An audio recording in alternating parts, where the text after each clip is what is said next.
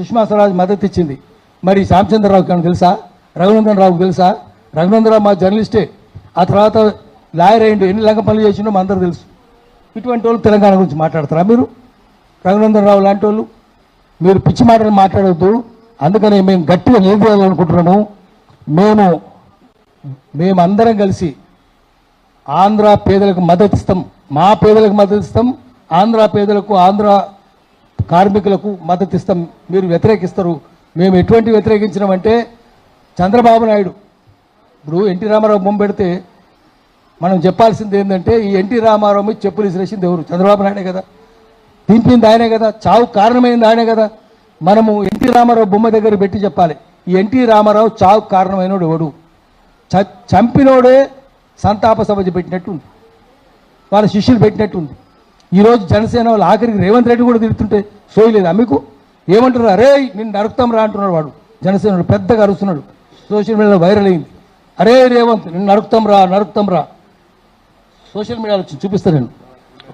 ఉన్నది చాలా వచ్చింది కదా. ఎవరది? వాడెవడో పెద్దగా అరుస్తున్నాడు. మరి నీకు సోయలేదా?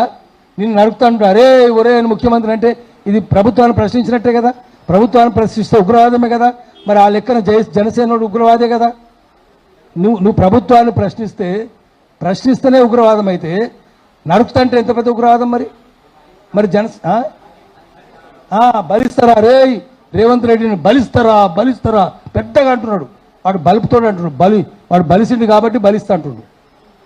మరి అట్లా ఉన్నప్పుడు మరి రామచంద్రరావుని అడగాలి, గల్లాబట్టి అడగాలి, అది ఉగ్రవాదమా కాదా? నీకు తెలివి ఉందా రామచంద్రరావుకు? అడగాలి కదా. రఘునందన్ రావు అడుగుదాం. ముఖ్యమంత్రిని బలిస్తానంటే ఒరే ముఖ్యమంత్రి, అరే రేవంత్ రెడ్డి అంటుంటే అంటే తెలంగాణ ఉండొచ్చు. అంటే నేను చెప్పేది ఏమంటే, మనము ఇక్కడ తెలంగాణలో బీజేపీ రేవంత్ రెడ్డికి మద్దతు ఇచ్చి, రేవంత్ రెడ్డి ద్వారా పవన్ కళ్యాణ్ తీసుకొస్తానంటే బీజేపీ ఆత్మహత్య చేసుకుంటుంది. రాజకీయాల హత్యలు ఉంటాయి, ఆత్మహత్యలు ఉంటాయి. బీజేపీ ఆత్మహత్య చేసుకుంటారనుకుంటుంది, కాంగ్రెస్ పార్టీ కూడా ఆత్మహత్య చేసుకోవాలనుకుంటుందేమో. అన్ని పార్టీలు కలిసే ఉంటున్నాయేమో తెలంగాణ వ్యతిరేకంగా. ఎందుకంటే కంపెనీలన్నీ వాళ్ళే, భూస్వాములంతా వాళ్ళే, దొంగలంతా వాళ్ళే, కార్పొరేట్ కంపెనీలు వాళ్ళే. అందుకని వాళ్ళంతా కలిసే ఉన్నారు. మనం ఇప్పుడు మనం కలవాలి. తెలంగాణ రాలేదు. ఒక చిన్న మాట చెప్పి ఆపేస్తాను నేను. తెలంగాణ అయితే ఈ 12 ఏళ్ళ తెలంగాణ నేను చూస్తలేను. మళ్ళీ అంత వాళ్ళ పరిపాలన నడుస్తుంది. అన్ని వాళ్ళే, సినిమాలు కూడా వాళ్ళే, అన్ని వాళ్ళే. ఏమన్నా ఉందా? మారిందా ఏమన్నా? నదులు అక్కడనే బారుతున్నాయి, నిధులు అక్కడనే బారుతున్నాయి, నియామకాలు అక్కడనే బారుతున్నాయి, అంతా వాళ్ళే ఉన్నారు. తెలంగాణ వచ్చిందనేది అది వాస్తవం కానీ సత్యం కాదు. సత్యం ఎపిస్టమాలజీ అంటాం, సత్యశోధన శాస్త్రం. అంటే ఏంటంటే సత్యం దగ్గరికి చేరాలంటే సత్యం శత్రువుల నుంచి విడదీయాలి. సత్యాన్ని విడదీయాలి. ఎవరెవరు శత్రువులు సత్యానికంటే? అబద్ధం, అది మోసపూరితమైంది. అసత్యం, అమాయకం, చిన్నపిల్లలు చెప్పేది. అర్ధసత్యం, రెండింటికంటే ప్రమాదం. అది వక్రీకరణ, అదొక ప్రమాదం. అతి మేధస్సు, డీజనరేట్ మేధావి, దిగజారిన మేధావి, వాడు ఇంకా పెద్ద శత్రువు.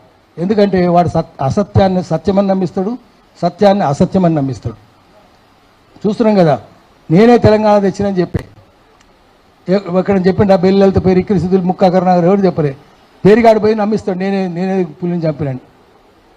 అది ఇక fact is worst enemy of the truth. వాస్తవం అనేది సత్యానికి అన్నిటికంటే పెద్ద ప్రమాదకరమైన శత్రువు. ఏంది ఫ్యాక్ట్ అంటే, వాడు సైకిల్ తొక్కుతున్నాడు, కాళ్ళు ఆడుతుంది, పెడలు తిరుగుతుంది, చైన్ తిరుగుతుంది, చక్రం తిరుగుతుంది, దమ్ము తీస్తుండా రొప్పుతున్నాడు, చెమటలు కక్కుతున్నాడు, అన్ని నిజమే. కానీ వాడు స్టాండర్డ్ సైకిల్ తొక్కుతున్నాడు. నడుస్తుందా? ముందుకు పోద్దా బండి? పోదు కదా. Cycling is fact but not truth. వాడు ట్రెడ్మిల్ మీద నడుస్తున్నాడు ట్రెడ్మిల్ మీద వెళ్ళిపోతాడు. కాబట్టి అన్నిటికంటే పెద్ద శత్రువు వాస్తవం, సత్యానికి పెద్ద శత్రువు వాస్తవం.